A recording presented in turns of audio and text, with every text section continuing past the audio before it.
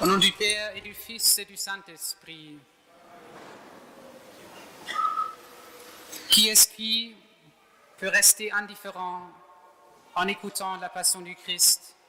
Qui est-ce qui d'entre nous ne peut pas être touché profondément en voyant Jésus donner sa vie par amour? Et si ton cœur aujourd'hui est indifférent, si tu n'es pas touché, demande au Seigneur, Seigneur, enlève mon cœur de pierre et donne-moi un cœur de chair.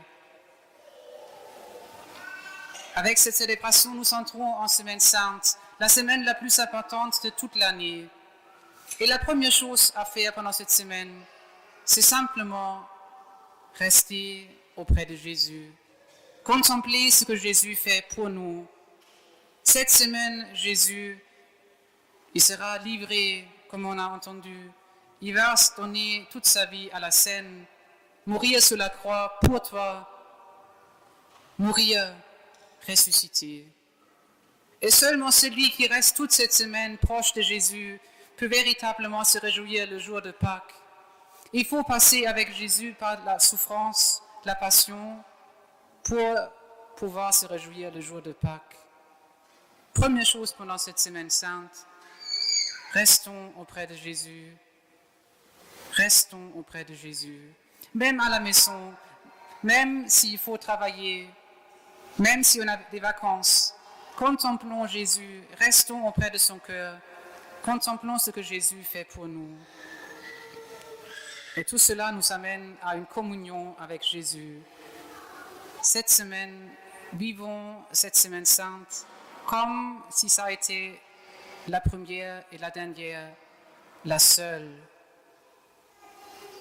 Communion, compassion.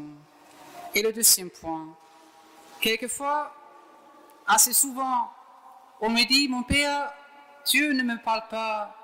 Aujourd'hui, si je vois la situation dans le monde entier, surtout en Europe, en France, je me demande où est Dieu. Et je veux essayer de donner au moins une partie de la réponse à cette question. Deux exemples. Imagine un chef d'une armée, d'une grande armée. Et le chef, il dit, aujourd'hui, on attaque notre ennemi, cette direction. Le premier soldat, il dit, en fait, je suis fatigué, je n'ai pas envie, je reste ici. Le deuxième dit, en fait, non, aujourd'hui, il ne fait pas bon. Le troisième dit, ah non, c'est trop dangereux, je reste plutôt ici. Le quatrième, il dit, on va plutôt aller dans l'autre direction. Vous voyez, comme ça, on ne peut pas gagner la guerre. Si vous voulez, deuxième exemple, plus pacifique. Imaginons un chef d'orchestre qui dirige, qui commence à donner le rythme.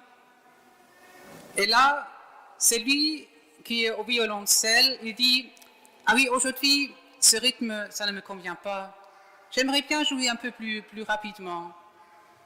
Celui qui joue la cymbale, au fond, il dit, en fait, pour mon épanouissement personnel, il faut que je change l'instrument, parce que toujours le même son, c'est quand même ennuyeux, ça ne m'arrange pas. Un troisième dit, en fait, moi, aujourd'hui, j'ai envie de jouer une autre pièce, etc. Imaginez ce concert. C'est rien. Et maintenant, nous, vous et moi. Moi, je pense, aujourd'hui, Dieu, il parle. Dieu n'a jamais arrêté de parler. Mais trop souvent, nous n'écoutons pas. Je vous pose des questions maintenant. Est-ce que Dieu pourrait vous demander les choses suivantes?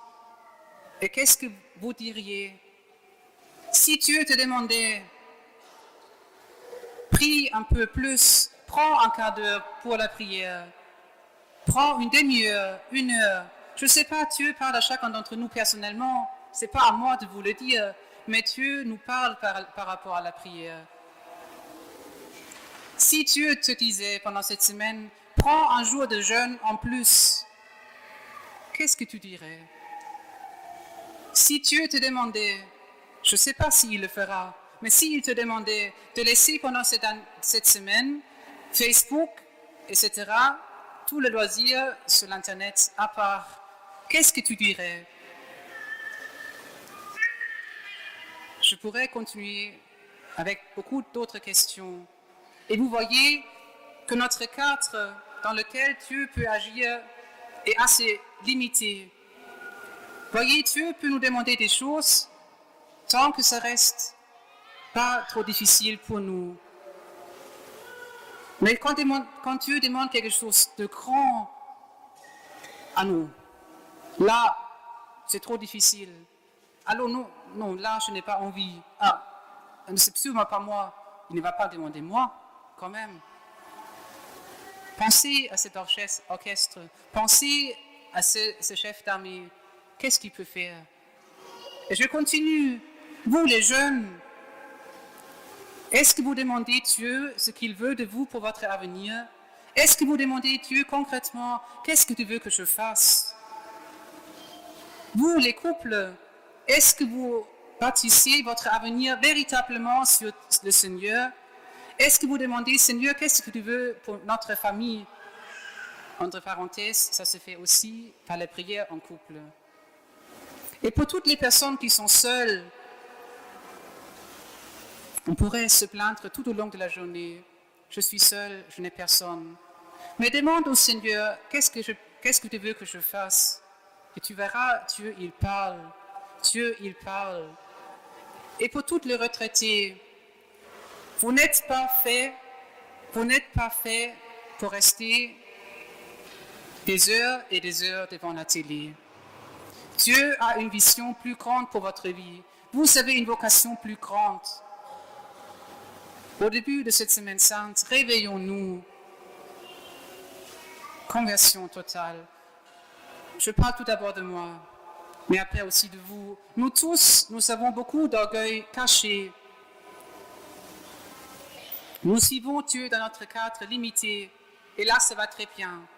Voyez, c'est facile de confesser le péché. En fait, pendant mon rosaire que je prie tous les jours, j'étais distrait. Mais de confesser tous les péchés d'omission quand je n'ai pas écouté la parole de Dieu, quand Dieu m'a parlé, c'est ça qu'il faudrait faire. Conversion pendant cette semaine. Et concrètement, je vous invite tous, toi, d'aller pendant cette semaine à la confession. Simplement se confesser, venir auprès du Seigneur pour recevoir son pardon.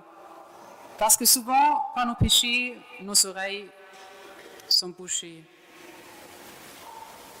Allons à la confession. Même si on n'est pas encore baptisé, même si pour le moment on ne peut pas recevoir l'absolution, allons quand même à la confession pour demander pardon au Seigneur.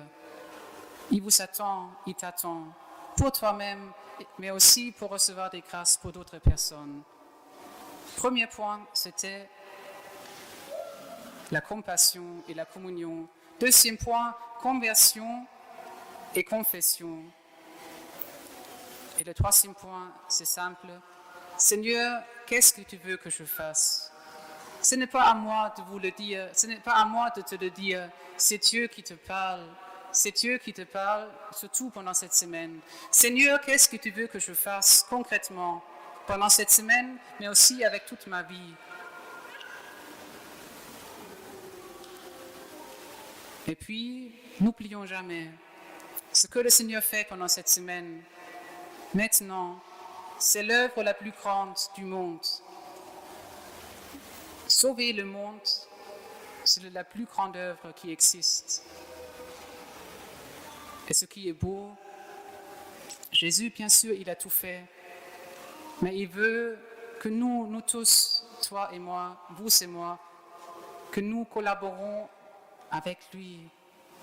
Est-ce que tu sais, vous les scouts qui êtes là, les jeunes, les adultes, les personnes âgées, est-ce que tu sais que Dieu compte sur toi, que si tu pries pendant cette semaine pour des âmes, peut-être ces âmes-là seront sauvées par ta prière.